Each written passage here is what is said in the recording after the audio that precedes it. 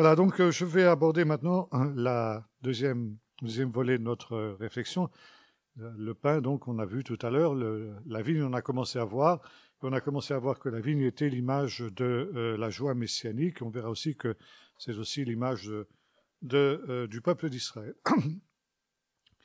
La vigne est parmi ces trois espèces du pays du Canaan qui sont les plus difficiles à faire venir.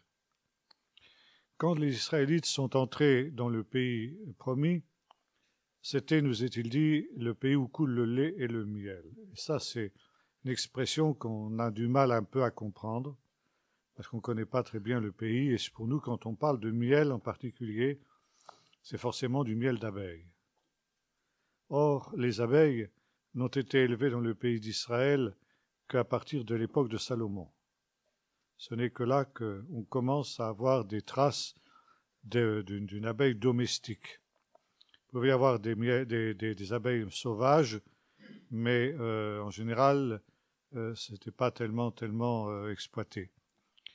Mais il y avait une autre sorte de miel qui a donné son nom au pays. C'est le miel de date. Date. Nous avons vu tout à l'heure que parmi les 7 espèces du pays de Canaan, les 7 produits, les 7 végétaux, il y a le miel. Alors ça peut sembler étonnant, parce que pour nous, le miel, ce n'est pas un végétal. Pas un produit végétal, en tout cas. En Israël, ça l'est. Et quand j'étais enfant à l'école du dimanche, il y avait un épisode qui m'avait beaucoup frappé, que j'avais très très mal compris. C'est lorsque Jonathan, après sa victoire contre les Philistins, traverse une forêt. Et vous vous souvenez que son père a interdit à tous les combattants israélites de prendre la moindre nourriture jusqu'à ce qu'il ait exterminé ses ennemis. Jonathan trouve que ce serment était un peu excessif. Il a faim. Et il se trouve que dans cette forêt, la forêt est tapissée de miel. Et il prend l'extrémité de son bâton, il la trempe dans le miel et il la porte à sa bouche. Et quand j'étais enfant, j'habitais pas loin d'une forêt. Et dans la forêt dans laquelle je me promenais et j'allais jouer, j'avais jamais trouvé de miel par terre. Et ça me posait un problème. Je dis, mais qu'est-ce que c'est que cette histoire? Et c'est beaucoup plus tard, quand je suis arrivé en Israël, que j'ai compris. Dans la vallée du Jourdain, et dans les vallées en général, mais surtout la vallée du Jourdain, à l'époque où les Israélites sont entrés dans le pays promis, il y avait des palmiers sauvages qui poussaient naturellement. Et les palmiers produisent, vous le savez, des dattes. Si la date n'est pas récoltée, qu'est-ce qui se produit? Elle se dessèche et elle laisse sourdre un jus, un sirop qui tombe par terre et qui a la consistance du miel. Lorsque les Israélites sont entrés dans le pays et ensuite les Israéliens sont revenus donc à notre époque, on a recommencé à exploiter les dattes, et notamment les dattes à partir desquelles on fait un miel de dattes. C'est un miel qui est très spécial. Si vous ne savez pas que c'est du miel de date, vous ne saurez pas vous penserez que c'est du miel d'abeille. Vous vous rendrez compte que c'est un miel un peu spécial, mais vous savez qu'il y a aussi différents types de miel en fonction des végétaux que butinent les abeilles. Et là, donc, on peut penser que c'est un miel d'abeille. En fait, c'est un miel de date. Et quand la Bible nous parle du pays où coule le lait et le miel, ce n'est pas du miel d'abeille dont il s'agit, mais c'est bel et bien du miel de date. Et ensuite, le lait. Pourquoi le lait? Eh bien, parce que les Israélites sont entrés dans le pays promis par le Jourdain, et la vallée du Jourdain, ils ont trouvé ensuite une chaîne montagneuse qui forme un petit peu une espèce de colonne vertébrale du pays, et cette région n'était pas cultivée, parce qu'elle était montagneuse, justement. Elle était couverte de forêts de chênes, et par terre, il y avait des myrtes qui poussaient à l'état sauvage. Le myrte, on aura peut-être l'occasion d'en reparler, c'est un végétal aussi très très résistant, qui est très très difficile de faire disparaître. Et c'est pour cette raison que les Cananéens n'exploitaient pas cette région montagneuse. Ils ne s'y étaient jamais enracinés, ils avaient cultivé les vallées et ils habitaient les vallées où c'était plus facile, parce que ce pays ne représentait rien pour eux. Par contre, quand les Israélites sont entrés dans le pays promis, notamment les Éphraïmites, qui étaient une grande tribu, Josué leur a dit de défricher les forêts qu'il y avait dans la montagne et de s'y installer. Or, dans ces forêts qui étaient à peu près à l'état sauvage, proliféraient des troupeaux de chèvres sauvages, de gazelles et d'animaux de ce type-là, qui pouvaient être éventuellement domestiqués et par conséquent dont on pouvait utiliser le lait. Pays où coule le lait et le miel, c'était donc du lait de chèvres sauvages, puis ensuite de chèvres domestiquées. Ces chèvres, ou ces capridés, disons, servaient aussi éventuellement de casse-croûte à des lions, enfin des animaux sauvages peu sympathiques, qui font qu'il était assez dangereux pour un individu seul de s'aventurer dans ces forêts, parce qu'on risquait de faire des mauvaises rencontres et soi-même aussi de servir de casse-croûte à ces animaux. Et d'où cette expression que les espions ramènent à Josué quand ils ont espionné le pays, c'est un pays où coule le lait et le miel, mais c'est un pays qui dévore ses habitants. Parce qu'on peut effectivement être dévoré par les lions, les tigres, les ours, les loups et toutes ces bêtes, les léopards qui habitaient dans ces forêts. Et par conséquent, il a fallu que les Israélites défrichent ce pays, pour le cultiver en particulier. Et pour ce faire, non seulement ils ont coupé les forêts et les myrtes qui s'y trouvaient, mais c'était un pays assez sec et désolé, et on ne pouvait cultiver essentiellement que deux types de végétaux, deux types de produits dans cette région montagneuse du centre du pays, la vigne et l'olivier. Souvent d'ailleurs, ces deux végétaux, ces deux produits vont ensemble. Et quand en hébreu on parle d'une vigne, on précise toujours s'il s'agit d'une vigne de raisin ou d'une vigne d'olivier, parce qu'on a le même mot. Et parfois, on avait dans la même vigne des oliviers et des raisins. Pour ce faire, les Israélites ont dû construire des terrasses qui suivaient à peu près les courbes de niveau des collines et des montagnes qu'ils occupaient. Construire une terrasse pour la cultiver, c'était un travail considérable. Pour cultiver, on a calculé que pour cultiver 1 hectare de terre sur ces montagnes, il fallait entre 7 et 14 ans de travail. Vous imaginez ce que ça représentait. Or, aujourd'hui, dans toute cette région de la Judée-Samarie, qui sont ces fameux territoires disputés, on peut voir encore des centaines et des centaines de terrasses de ce type-là qui remontent aux Israélites. Les Israélites ont été les premiers à construire ces terrasses. Les peuples qui sont venus ensuite les ont récupérées jusqu'à nos jours. Mais au départ, c'était les Israélites qui ont construit ces terrasses parce que pour eux, ce pays était un pays qui leur était donné par Dieu. C'était le pays promis. Et contrairement à tous les peuples qui les ont précédés, ils ont cherché à s'enraciner dans ce pays. Et pour cela, ils n'ont pas épargné leur peine et ils ont fait ce travail de titan de construire ces terrasses sur lesquelles ils ont cultivé des vignes, à la fois, comme nous disions tout à l'heure, des vignes de raisin ou des vignes d'olivier. Finalement, c'est les mêmes conditions. Comment étaient donc réparties ces vignes? Nous avons une description très très détaillée de ces vignes dans le chapitre 5 du livre du prophète Ésaïe. Vous connaissez ce texte, mon bien-aimé avait une vigne sur un coteau fertile. Et le prophète expose tous les travaux préalables, indispensables, pour que l'on puisse cultiver des vignes. D'abord, il faut caler la terrasse par des murets de pierres sèches. En effet, les précipitations qui tombent l'hiver et qui peuvent être très violentes, comme je vous l'ai dit tout à l'heure, pourraient effectivement faire en sorte que cette terrasse s'effondre. donc tout le travail serait réduit à néant. Par conséquent, on cale la terrasse avec des murs de pierre verticaux et avec aussi un lit de pierre en bas sur lequel ensuite que l'on comble avec de la terre que l'on apporte d'ailleurs. Alors vous voyez le travail que ça représente. On n'avait pas de grue, on n'avait pas de camion benne à cette époque-là.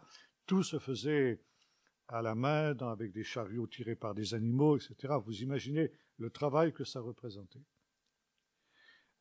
Ensuite, comme le dit le chapitre 5 du livre d'Ésaïe, il fallait éviter que justement les chèvres sauvages, les autres, et même les animaux domestiques, les brebis, etc., ne viennent brouter cette vigne. Alors, on faisait une espèce de muret de pierre aussi qui lui avait pour rôle d'être une barrière pour ces animaux, sur lesquels on mettait les barbelés de l'époque.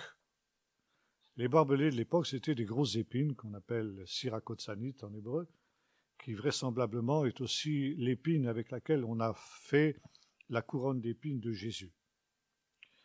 Et on garnissait le haut du muret de ces épines de telle manière que si les animaux essayaient de franchir cette palissade, ils se griffaient le ventre et puis ça leur coupait l'appétit immédiatement, évidemment.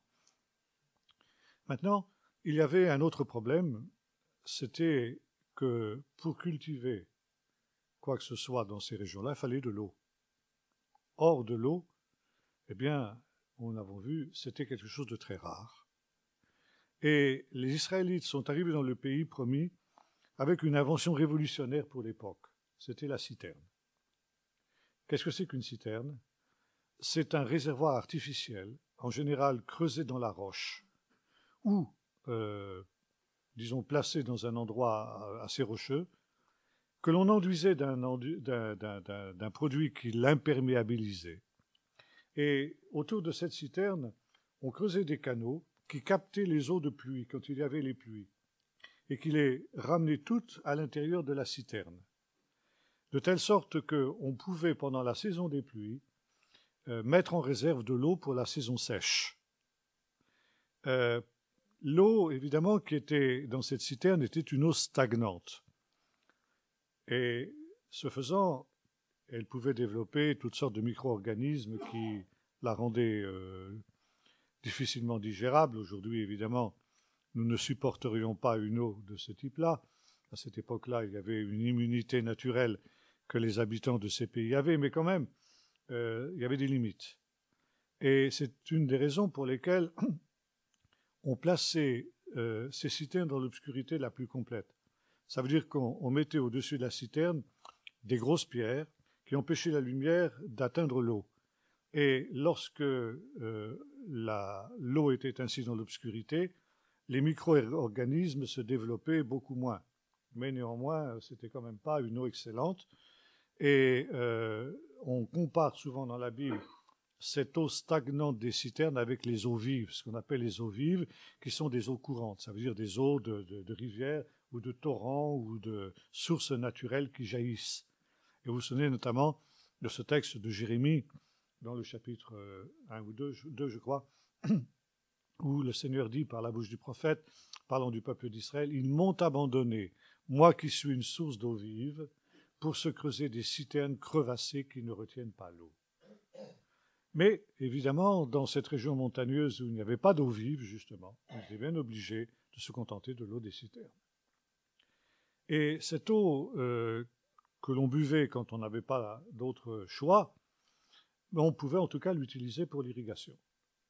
Et chaque terrasse avait donc sa citerne.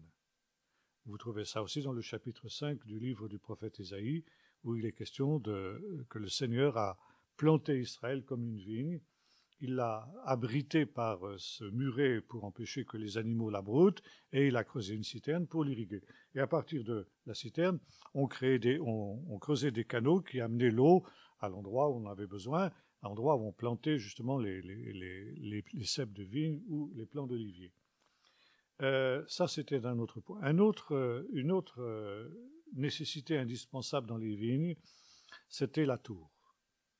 On construisait une tour pour empêcher, d'une part, des animaux tels que des renards, qui sont quand même plus agiles que des brebis, de venir manger les raisins. Vous trouvez ça, par exemple, dans le livre des Cantiques, où la fiancée dit « Prenez-moi les petits renards qui nous mangent les vignes alors qu'elles sont en fleurs ». Et il y avait toujours des gardes qui étaient sur la tour, notamment plus la saison des vendanges approchait et plus il fallait prendre garde à ce que les vignes ne soient pas détériorées, soit par des animaux prédateurs, soit par des pillards qui pouvaient venir aussi voler les vignes. Et donc il y avait des gardes, où la fiancée du Cantique des Cantiques déclare aussi qu'elle a été faite gardienne des vignes par ceux qui l'ont employée. Il y avait, la tour servait aussi à stocker le vin quand il avait été récolté. Il y avait une espèce en bas, il y avait une espèce de cave où le vin récolté, qui était placé dans des outres de peau de chèvre, était mis à vieillir et à fermenter jusqu'à ce qu'il soit consommable. Et puis enfin, il y avait évidemment quelque chose de très important, le pressoir à vin. Alors un pressoir à vin, c'était un petit peu le même principe que la citerne. C'était un réservoir qui était creusé dans la roche avec deux niveaux. Un niveau supérieur et ensuite comment dirais-je, une déclivité et ensuite un deuxième niveau. Lorsque on récoltait le vin, ça c'était un temps de joie. La récolte du vin, la récolte de la vendange, qui se faisait donc à peu près à la fête de Sukkot. Sukkot, c'était avant Sukkot, plus exactement. On appelle Chag Asif, Sukkot, ça veut dire la fête des dernières récoltes. Et les dernières récoltes, c'est justement le vin. Sukkot est une fête messianique et nous avons vu qu'il y a une relation entre l'époque messianique et le vin. Et donc, quand on avait fait la récolte du vin, des raisins, on les plaçait sur le niveau supérieur du pressoir. Et sur le niveau du pressoir, on faisait une espèce de portique en bois avec des cordes.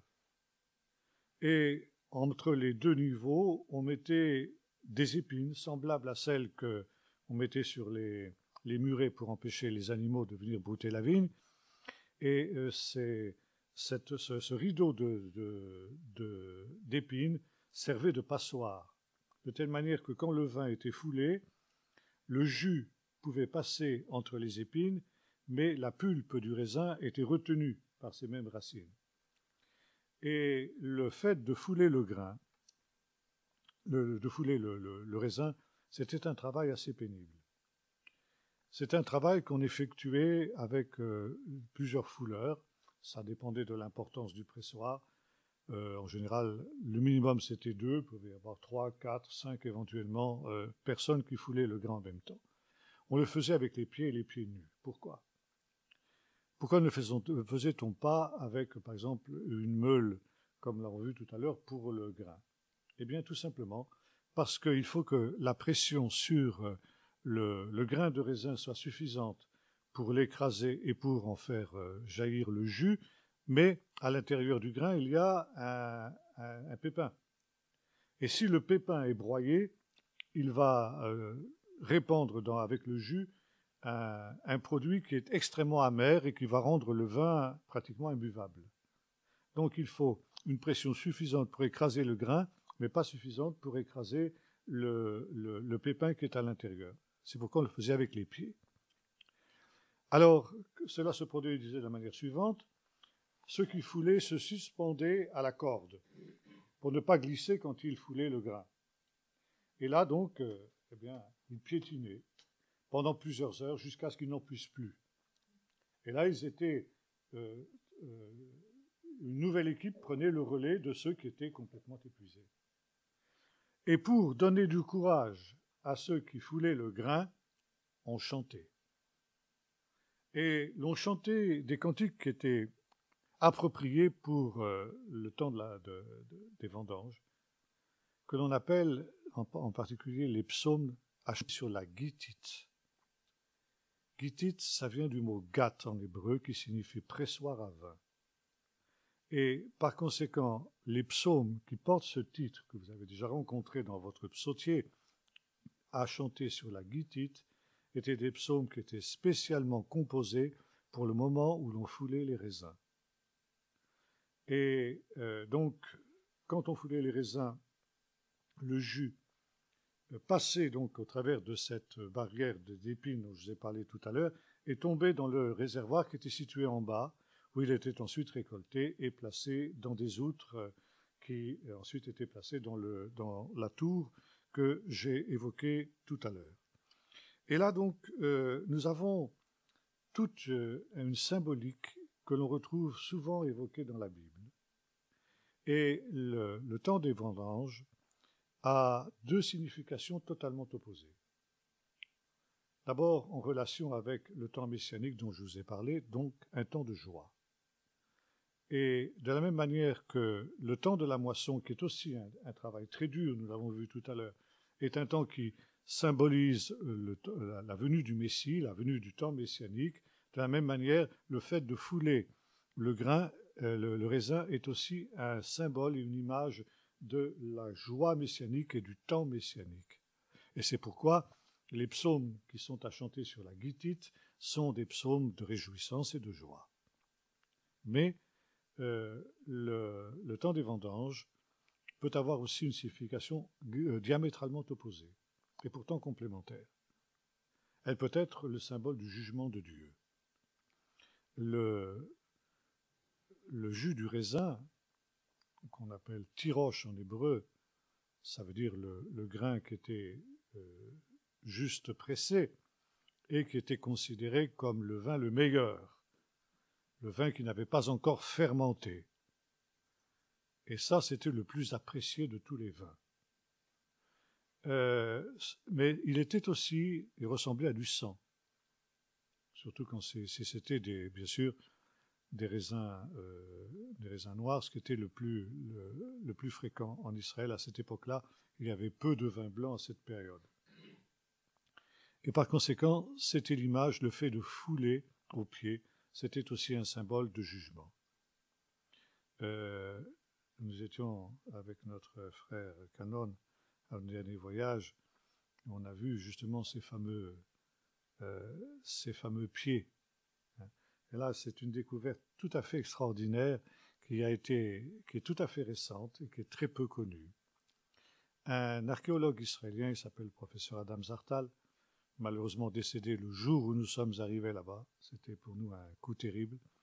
C'était un ami très cher. Le professeur Adam Zartal, qui avait été élevé dans l'athéisme et qui était arrivé à la foi en Jésus pas en Dieu, en tout cas par l'archéologie, a découvert dans la vallée du Jourdain, jusque dans les montagnes, 5 sanctuaires israélites en forme de pied. Et ça, c'est une structure qui est unique au monde. Vous ne trouvez ça nulle part ailleurs dans aucun pays du monde. Par la poterie, notamment, on a déterminé avec certitude qu'il s'agit bel et bien de structures qui ont été construites par les Israélites, et les Israélites quand ils sont entrés dans le pays promis, parce que la datation correspond exactement à la date de l'Exode telle que nous la trouvons dans la Bible. Mais, problème, pourquoi un sanctuaire en forme de pied? On le voit bien, c'est quand on fait des photos aériennes en particulier, on voit très bien le talon, les orteils, etc. C'est pas une sandale, c'est un pied. Et le professeur Zartal a fait une relation avec des bas-reliefs égyptiens que l'on trouve dans ce pays, où l'on voit le pharaon piétinant ses ennemis, foulant aux pieds ses ennemis. Et fouler aux pieds ses ennemis, c'est les subjuguer, c'est les dominer, c'est prendre autorité et pouvoir sur eux, c'est les vaincre. C'est un symbole de victoire. Or, les Israélites ont récupéré cette idéologie quand ils étaient en Égypte. Et lorsqu'ils sont entrés dans le pays promis, eh bien, ils ont créé ces sanctuaires en forme de pied pour montrer qu'ils prenaient possession de ce pays sur leurs ennemis. Et ça, vous le trouvez déjà dans la Bible. Lorsque Abraham entre dans le pays promis, il reçoit de Dieu l'ordre de construire des autels. Construire un autel aussi, c'est consacrer le pays à la divinité que l'on adore.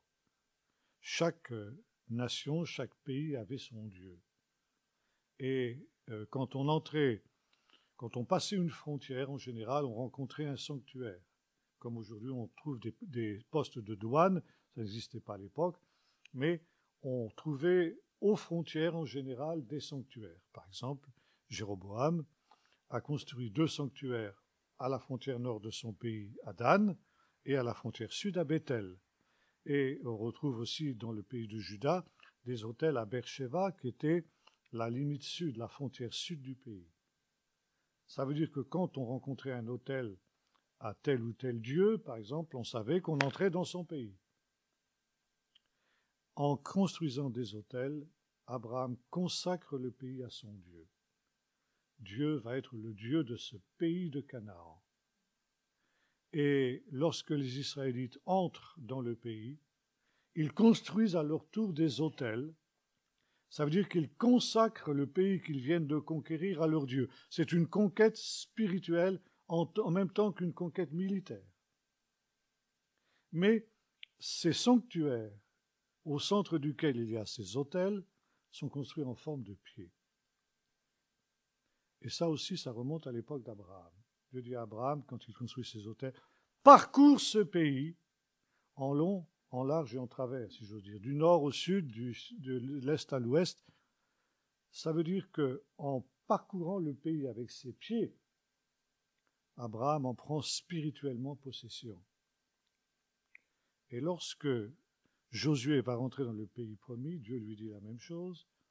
Tout lieu que foulera la plante de vos pieds, je vous le donne. Et voyez-vous, il y a toute cette idéologie d'une conquête à la fois militaire, mais également d'une conquête spirituelle.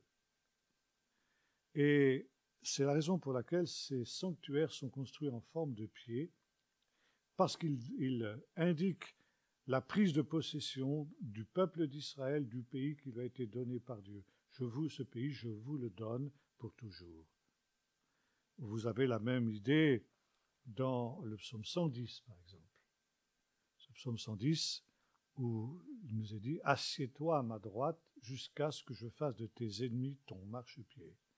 Et ça, vous le retrouvez aussi, c'est le psaume le plus souvent cité dans le Nouveau Testament, ce psaume 110, notamment dans le chapitre 15 de la première aux Corinthiens, où Paul déclare ceci « Car il faut qu'il règne jusqu'à ce qu'il ait mis tous ses ennemis sous ses pieds. » Le dernier ennemi, c'est la mort.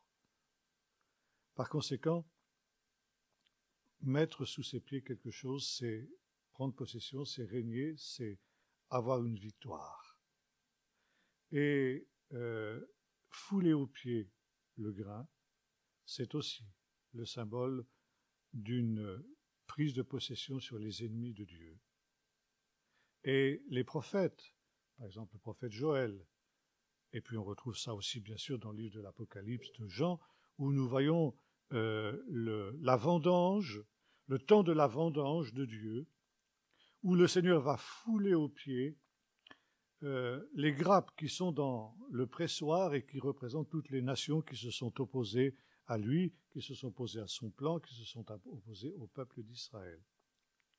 Et ces ennemis foulés aux pieds vont être comme ce grain qui laisse couler ce jus, et c'est le sang, cette fois-ci, de ses ennemis qui va être tellement abondant qu'il arrivera jusqu'aux morts des chevaux, nous dit le prophète Joël, et vous retrouvez cette image également aussi dans le livre de l'Apocalypse. Donc, le temps des vendanges a les deux dimensions. C'est à la fois le temps du triomphe, et c'est en même temps aussi le temps du jugement. Mais les deux pensées ne sont finalement pas aussi contradictoires qu'il y paraît, parce que, comme nous l'avons vu tout à l'heure, le temps de la parousie, de l'apparition du Seigneur au dernier jour, sera aussi le temps du jugement des ennemis de Dieu, qui seront foulés aux pieds, ça veut dire qu'ils perdront tout pouvoir, qui seront subjugués par la puissance de Dieu, et qui seront ainsi soumis au Seigneur pour toujours. Vous trouvez ça aussi dans le psaume 2, que le Seigneur brisera ses peuples comme un vase de potier, et il fera en sorte qu'il étendra de Sion le sceptre de sa puissance. Et nous avons vu la période des vendanges, la période au moment où on foulait les raisins, coïncidait avec la fête de Sukkot, la dernière des fêtes bibliques, qui est aussi une fête messianique, parce qu'elle évoque justement la venue du Messie. La fête de Sukkot est une fête qui se célèbre pendant 8 jours, 7 jours plus 1, et qui évoque toute l'histoire du peuple d'Israël, depuis les origines jusqu'à la fin. Ça veut dire le passé, le présent et l'avenir. Là aussi, il y a 4 produits du pays de Canaan que l'on utilise pour ce faire. Alors ça, il faudrait reprendre le chapitre 26 du livre du Lévitique, ou 23, pardon, où sont évoquées les fêtes bibliques, et notamment cette fête qui se célèbre le 15e jour du 7e mois. Et le premier jour de cette fête, nous dit le texte biblique, vous prendrez le fruit des beaux arbres, des branches de palmier, des branches de saule et des branches de l'arbre touffu. Et vous vous réjouirez devant l'Éternel pendant 8 jours, 7 jours plus 1, 8 jours. La fête de Sukkot est la fête la plus joyeuse de toutes. Et c'est un ordre qui est donné au peuple d'Israël de se réjouir. Et en principe, la joie doit aller en grandissant depuis le premier jour de la fête jusqu'au dernier jour de la fête. Et le dernier jour de la fête s'appelle Simchat Torah, ça veut dire la joie de la Torah. Les rabbins nous disent que ceux qui n'ont pas vu ce qu'étaient les réjouissances de la fête de Sukkot quand le temple existait n'ont jamais su ce que c'était que de se réjouir. Et notamment ceux qui sont endeuillés ou qui ont des problèmes doivent, pendant cette période, mettre leur deuil de côté. Ils auront le temps de se lamenter après la fête. Mais pendant la fête, ils doivent aussi se réjouir, même si ils n'ont pas le cœur tellement à ça. C'est dire que là, nous sommes effectivement dans l'anticipation du temps messianique. Le temps messianique qui sera marqué par la joie et qui sera marqué justement par ce vin nouveau qui sera donné par le Seigneur pour ce festin des noces de l'agneau. Et pendant toute cette période de Sukkot, 8 jours de la fête, le peuple d'Israël déménage. Il va habiter sous des Sukkoth. Alors on traduit cette expression de différentes manières. Tabernacle, c'est le mot le plus courant. Fête des tabernacles. Bon, tabernacle, c'est un vieux mot de français qui ne veut plus dire grand-chose. Alors les versions modernes traduisent un peu différemment, disant la fête des tentes, mais ce n'est pas vraiment des tentes. Tente, c'est un autre mot, c'est le mot El. Et la soukha, c'est des cabanes, des huttes, etc. Donc la fête des cabanes ou la fête des huttes. Et le peuple d'Israël retourne au désert pendant ces 8 jours de la fête pour vivre comme leurs ancêtres l'ont fait pendant le séjour au désert sous des cabanes précaires. Et pendant tout ce temps, il y a tout un cheminement spirituel qui se fait donc depuis le moment où on est entré dans le pays promis, où on était dans le désert, et les 4 espèces de Sukkot, c'est-à-dire les 4 végétaux que j'évoquais tout à l'heure, marquent chacune des 4 étapes de l'histoire du peuple d'Israël depuis sa vocation jusqu'à la fin. Le premier de ces végétaux, c'est la branche de palmier. Bon, le palmier, on le sait, c'est un arbre du désert. Et les Bédouins ont l'habitude de dire ceci, le palmier est un arbre qui a les pieds dans l'eau et la tête dans le feu. Qu'est-ce que ça veut dire? Ça veut dire que le palmier, évidemment, a besoin de beaucoup d'eau pour pousser. Alors, comment pousse-t-il dans le désert? Eh bien, parce que le palmier pousse où il y a des nappes d'eau souterraines. Et le palmier est un arbre qui peut enfoncer des racines extrêmement profondes. Il va chercher l'eau à des profondeurs incroyables. De telle manière que quand on voit un palmier dans le désert, les Bédouins savent que là, il y a de l'eau. Alors, faut-il encore savoir capter cette eau? Ça, c'est une autre chose. Ce n'est pas parce qu'on a vu un palmier qu'un voyageur perdu dans le désert est pour autant sauvé. Il y a des techniques pour récupérer cette eau que seuls les Bédouins connaissent. Et beaucoup sont morts de soif au pied d'un palmier sans avoir pu récupérer son eau. Mais pour vous montrer comment le palmier a des racines extrêmement profondes, dans un parc botanique qui a été créé dans les montagnes de Juda, on a essayé de faire pousser des palmiers, ce qui n'est pas du tout le terrain propice pour ça. L'endroit des montagnes ne convient pas. Mais on a aménagé tout un espace pour faire pousser le palmier quand même. On a amené de la terre du désert et on a amené en particulier cette terre dans des grandes bâches en plastique noir qui retiennent l'eau. Donc on a arrosé le palmier avec ce moyen-là. Et au bout de quelque temps, on s'est rendu compte que les palmiers se sont mis à crever les uns après les autres. Alors, grosse interrogation, mais pourquoi ils ont crevé? Mais quand on a examiné le problème, on s'est rendu compte que les palmiers avaient poussé des racines tellement profondes qu'elles avaient percé les bâches plastiques et que toute l'eau que l'on déversait, finalement, s'éparpillait dans le sous-sol et que les palmiers sont morts. Donc, des palmiers qui ont des racines très profondes. Et ça, c'est très intéressant parce que vous avez ce texte dans un psaume, le psaume 92, psaume du Shabbat, « Le juste pousse comme le palmier ». Et le juste, il a des racines très profondes dans l'eau de la parole de Dieu. Vous retrouvez ça dans le psaume 1. Le juste est comme un arbre planté près d'un courant d'eau qui donne son fruit en sa saison et dont le feuillage ne se flétrit pas. Et le palmier, il a la tête dans le feu. Ça veut dire que s'il a besoin de beaucoup d'eau, donc l'eau c'est l'image de la parole de Dieu, on a vu tout à l'heure, que ma parole soit comme l'eau qui atteint son but, c'est-à-dire de fertiliser la terre, de donner le pain au semeur et à celui qui récolte. Mais il a besoin aussi de beaucoup de chaleur, la chaleur du soleil.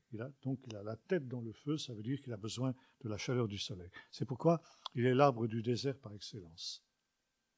Et là aussi c'est une image du juste parce que l'eau, l'image de la parole de Dieu, le feu, l'image du Saint-Esprit.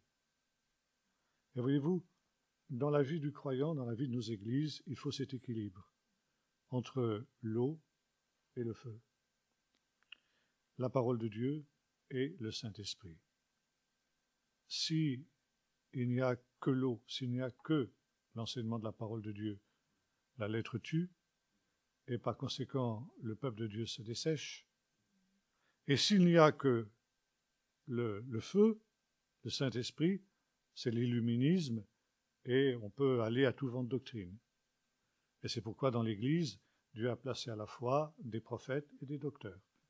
Il y a cet équilibre toujours entre la prophétie et l'enseignement, parce que justement, nous avons aussi cette image du palmier. Et voyez-vous, donc, la première des 7 espèces de Sukkot, des 4 espèces de Sukkot, pardon, le palmier représente le temps où le peuple d'Israël était dans le désert. Et puis, le peuple d'Israël a franchi le Jourdain, un cours d'eau. Et sur les cours d'eau, quel est l'arbre qui pousse en priorité? C'est le saule.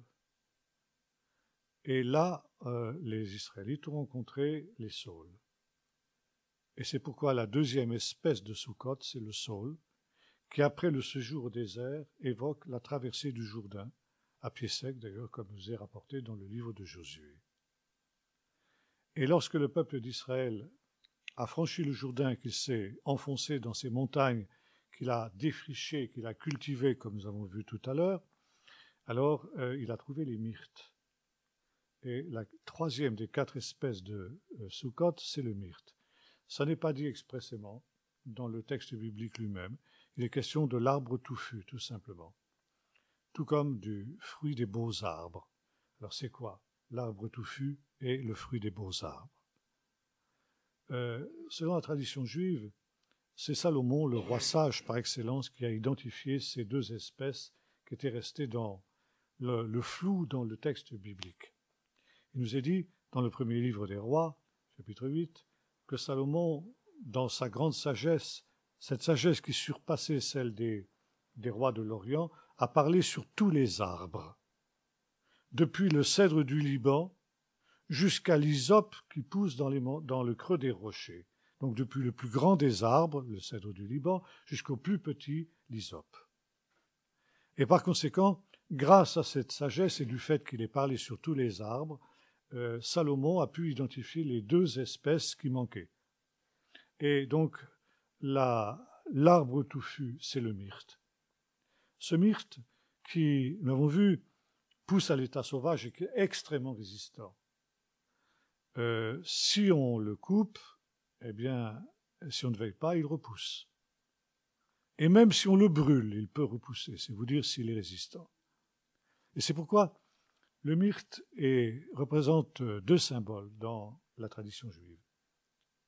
D'une part, la vie éternelle, puisqu'il est indestructible, et d'autre part, le peuple d'Israël, parce que le peuple d'Israël aussi est indestructible.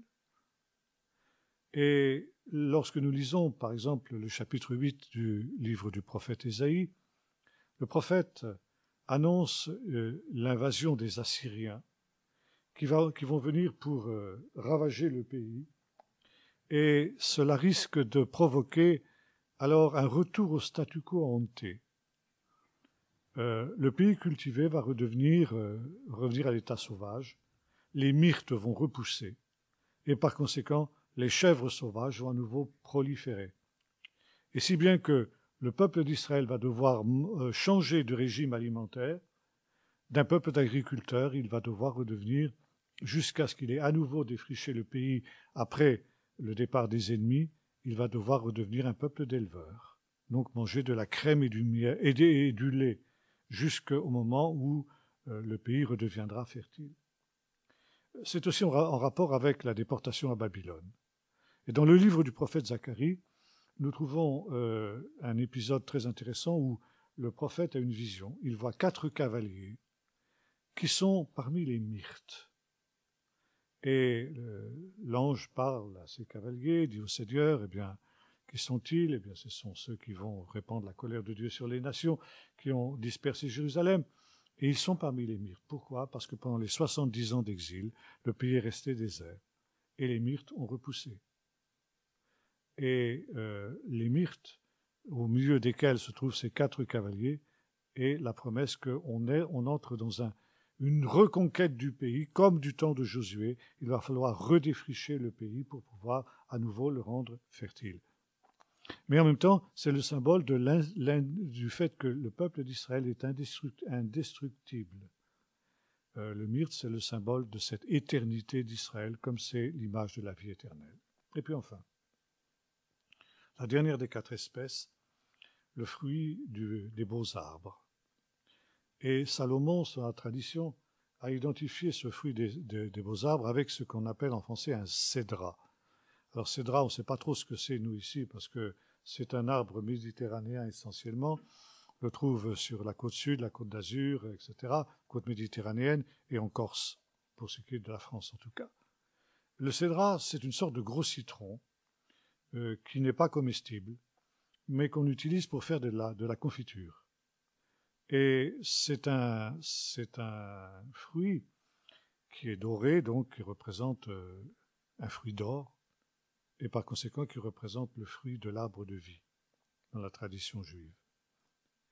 Et la dernière étape de l'histoire du peuple d'Israël qui a commencé dans le désert avec le palmier, ce sera le retour à l'Éden, le retour au paradis perdu, et par conséquent le retour à ce fruit de l'arbre de la vie qui permettra justement d'entrer dans la vie éternelle. Alors vous voyez, ici c'est toute la symbolique de ce temps qui sera le temps messianique. Et c'est la raison pour laquelle la fête de Sukkot est associée aussi avec la vendange, où on a ces deux aspects, la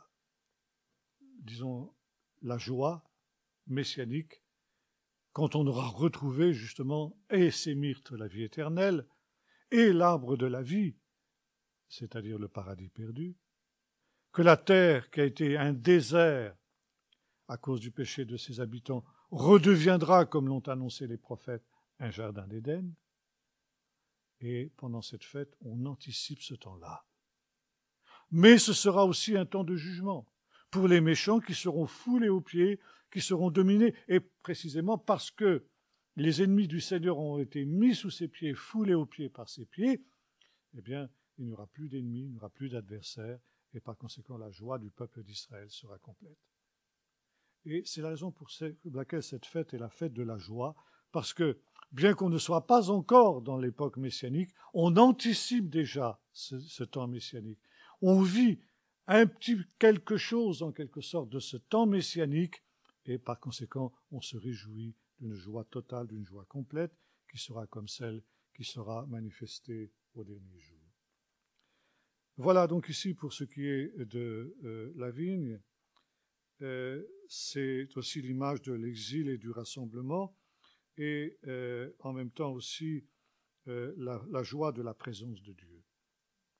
Maintenant, je voudrais évoquer très rapidement la dernière de ces trois espèces, l'huile. L'huile, évidemment, vous le savez tous, c'est l'image du Saint-Esprit. Cette huile, elle est produite par l'olivier. Et l'olivier est un arbre aussi très spécial. Dans la tradition juive, on l'appelle l'arbre de lumière. Ceci pour deux raisons. Alors, on n'a pas beaucoup d'oliviers dans notre pays, bien que moi j'en ai quelques-uns, j'en ai deux dans mon jardin. Ça revient à la mode, de fait, oui. Sur la côte sud, ici, ça pousse un peu mieux que dans le nord.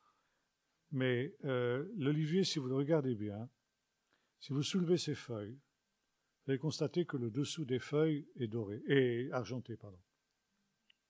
Pourquoi?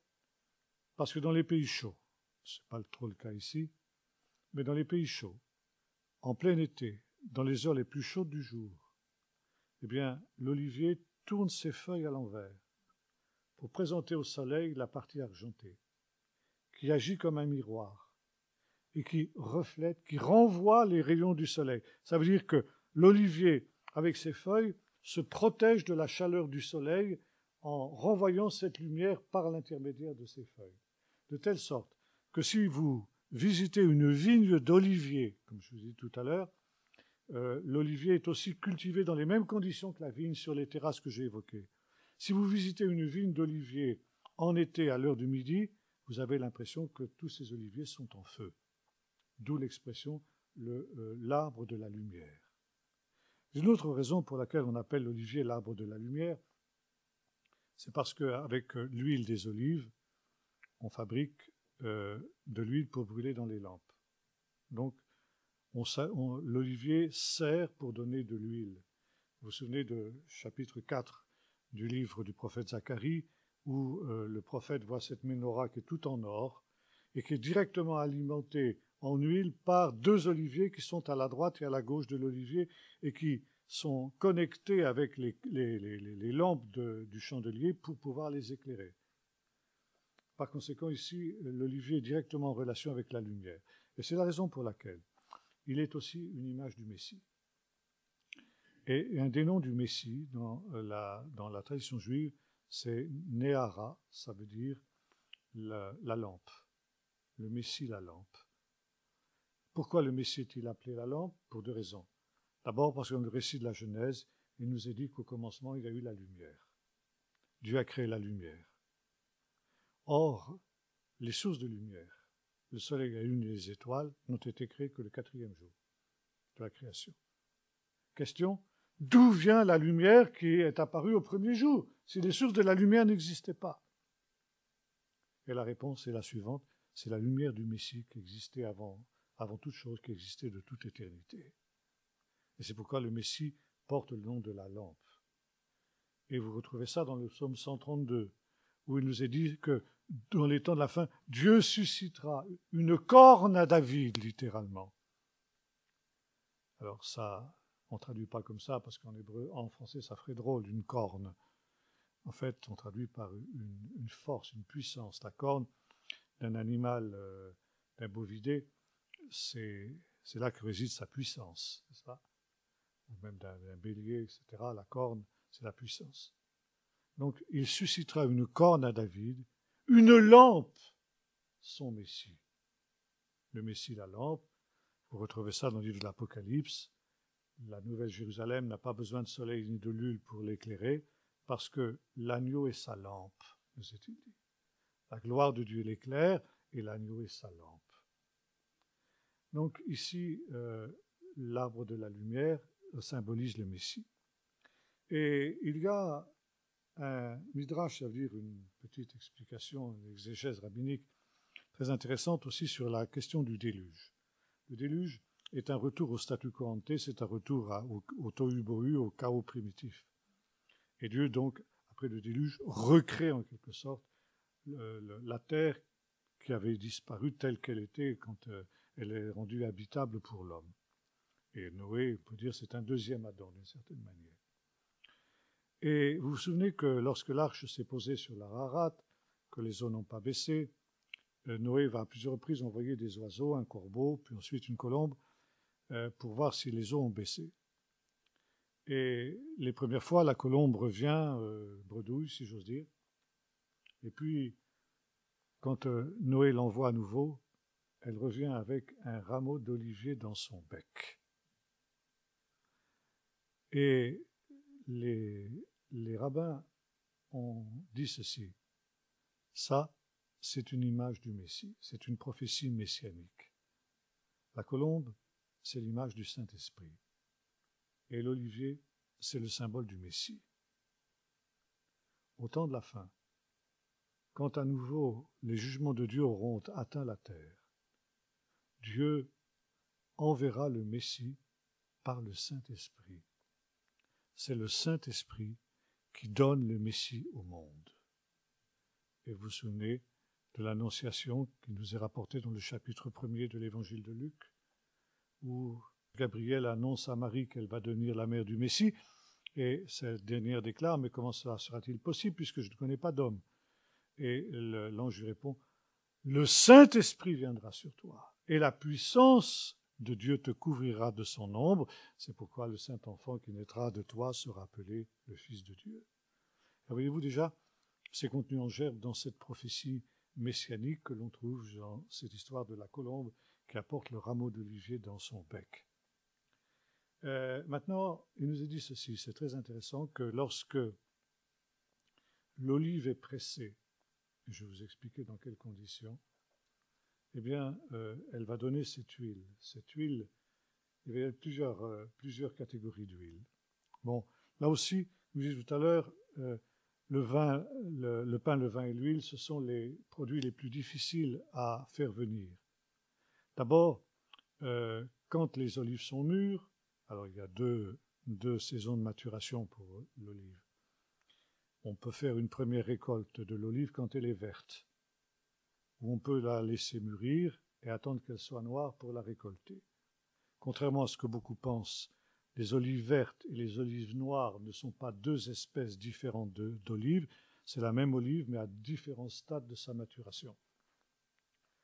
Et quand cette olive est récoltée soit verte soit noire, eh bien elle doit être broyée. Alors c'est le même système que celui que j'ai exposé tout à l'heure. Il y a les meules qui servaient pour écraser le grain peuvent aussi servir pour écraser les olives.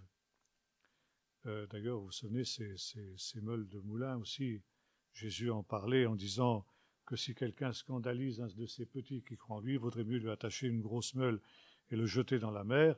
Quand vous voyez ces meules de moulin qu'on retrouve dans les fouilles archéologiques, et vous imaginez que quand on a ça au cou, on a quelques difficultés à nager, croyez-moi. Et par conséquent, donc, ces olives sont broyées. Et ce qui est le plus broyé, c'est le noyau. Parce que c'est le noyau qui contient le plus d'huile. Donc il faut que la pression soit vraiment très forte, contrairement au pressoir à vin dont nous avons parlé tout à l'heure. Et quand ces olives ont été écrasées, ça ne vous donne pas de l'huile, ça vous donne une espèce de pâte grasse, huileuse. Et cette pâte, elle est mise dans des paniers ronds. Jusqu'encore aujourd'hui, quand j'étais en Corse, chez des frères qui nous recevaient et qui étaient des cultivateurs d'oliviers, et j'ai constaté qu'aujourd'hui, c'est exactement les mêmes techniques qu'autrefois, si ce n'est qu'à la place d'un âne qui faisait tourner les meules, aujourd'hui c'est l'électricité qui le fait. Mais ça, mis à part, c'est exactement les mêmes techniques. Donc, on met cette pâte visqueuse dans des paniers ronds que l'on empile les uns sur les autres. Et déjà, le fait d'empiler ces paniers les uns sur les autres exerce une pression. Et vous avez déjà, pour les paniers qui sont inférieurs, une huile qui commence à couler. Alors on la récupère. Et cette huile, on l'appelle l'huile vierge. C'est l'huile la plus prisée, c'est l'huile la meilleure, l'huile de la première pression. Et à l'époque biblique, cette huile était réservée pour le Seigneur. C'était celle qu'on offrait au Seigneur. Ensuite, ces paniers sont placés dans un autre type de pressoir, c'est-à-dire une grande poutre qui est articulée, à laquelle sont suspendues des très grosses pierres. Alors il y a tout un système qui permet de libérer ce levier qui font une espèce de balançoire, si vous voulez, vous savez, ces balançoires où on met deux individus de chaque côté. Et là, donc, il y a un contrepoids, on lâche le contrepoids, et les pierres écrasent ces paniers qui se trouvent en dessous. Et en dessous, on récupère, dans un bac, on récupère l'huile qui est ainsi exprimée. Alors, il y a en fait 2 ou 3 pressions de l'huile. 2 ou 3 fois, on refait cette manœuvre. Et à chaque fois, on a une huile, évidemment, de qualité moindre. Et la dernière pression, c'est de l'huile de mauvaise qualité qui sert à être brûlée dans les lampes. Les autres sont gardées pour la consommation domestique et alimentaire. La dernière pression est utilisée dans les lampes. Et puis, on retrouve cette espèce de magma huileux qu'on peut aussi récupérer et qui peut servir aussi d'une espèce de bois de chauffage. Enfin, disons, on peut le brûler pour se chauffer cette fois-ci. Par conséquent, l'olivier est un arbre extrêmement important et extrêmement précieux. Et c'est la raison pour laquelle l'huile est représentée comme les larmes de l'olivier. Quand l'olivier est pressé, eh bien, il pleure. Et les larmes qui sont recueillies, c'est son huile précieuse. Maintenant, il est très intéressant de nous souvenir que Jésus, donc la lumière, celui qui a dit lui-même « Je suis la lumière du monde ». Et ça, il faisait allusion à cette tradition-là. Il s'est retrouvé le soir de Pâques dans un jardin qui s'appelait Gat Shmanim, qu'on a traduit en grec par Gethsémané. Gat Shmanim, ça veut dire littéralement le pressoir aux olives. Il y avait cette fameuse montagne qu'on appelle le mont des Oliviers, qui domine Jérusalem et qui, comme son nom l'indique, était une plantation d'oliviers jusqu'à nos jours. Lorsque venait la saison des olives, on gaulait ces dernières et elles dévalaient les pentes du mont par gravitation jusqu'en bas où on les récupérait. Et tout en bas du mont des Oliviers, jusqu'à nos jours, il y avait des pressoirs à olives. On en trouve encore de l'époque de Jésus en particulier. Bon, dire lequel était le jardin dans lequel Jésus est entré, ça c'est autre chose, parce que le mont des Oliviers fait plusieurs kilomètres de long. On montre 2 endroits différents d'ailleurs, selon ce que l'on veut, si on est latin ou si l'on est grec, mais enfin bon, peu importe. C'était quelque part par là, quoi qu'il en soit. Et par conséquent, on appelait ces jardins Gat Shmanim, les pressoirs à olives. Et donc, le soir de Pâques, avant sa mort, Jésus est allé dans ce jardin, Gat Shmanim, le pressoir des olives. Et là, qu'est-ce que nous voyons? Qu'il a été placé sous une pression formidable, la pression du péché du monde, la pression de l'adversaire qui est venu avec tous ses assauts, avec toutes ses forces, pour essayer de contre-promettre le plan de Dieu. Et Jésus, comme le rappelle l'Épître aux Hébreux, a versé d'abondantes larmes. Et Luc, qui était médecin, est le seul à nous préciser qu'il était tellement sous cette pression que sa sueur est devenue comme des grumeaux de sang qui tombaient par terre. Les médecins savent que, de fait, sous une pression psychologique énorme, on peut effectivement suer des grumeaux de sang. Et en tant que médecin, Luc le savait. Et par conséquent, Jésus a été soumis à cette pression extraordinaire, parce qu'il était l'olivier de notre salut. Et l'olivier aussi est symbole du Messie dans le chapitre 4 de l'évangile, plutôt du livre de Zacharie. Et là donc, nous nous trouvons dans cette symbolique extrêmement importante où nous retrouvons donc Jésus le Messie qui va subir cette pression pour que nous puissions entrer dans cette lumière, la lumière de la vie et la lumière de la vie éternelle. Je termine, maintenant je conclus. Il est intéressant de noter que ces trois produits du pays de Canaan, le pain, le vin et l'huile, on les retrouve aujourd'hui sur la table de Shabbat de toutes les familles juives qui respectent le Shabbat. Pourquoi ? Parce que ces trois produits, nous l'avons dit, étaient offerts chaque semaine sur l'autel quand le temple existait. Le temple n'existe plus. Et Israël, jusqu'à ces temps derniers, était en exil. Et la tradition juive nous dit que la table de Shabbat est devenue le substitut de l'autel. Et de la même manière que sur l'autel du Seigneur, on mettait le pain, le vin et l'huile, de la même manière aujourd'hui, les familles juives mettent sur la table de Shabbat le pain, le vin et l'huile. Et vous trouvez sur la table de famille, d'une part, 2 pains, 2 chalotes, on aura peut-être l'occasion d'y revenir demain, 2 pains tressés avec le meilleur froment, cette meilleure farine dont nous avons parlé tout à l'heure, une coupe de vin et 2 bougies. Les bougies parce qu'aujourd'hui on ne s'éclaire plus à l'huile. Et ce sont le substitut de ce qu'on employait autrefois. Et je vous ramène à ce que nous disions tout à l'heure sur la mezouza, il y avait ce texte. Si vous gardez mes commandements et si vous écoutez mes ordonnances, alors je vous bénirai, j'enverrai la pluie en son temps et vous mangerez votre pain, votre vin et votre huile. Et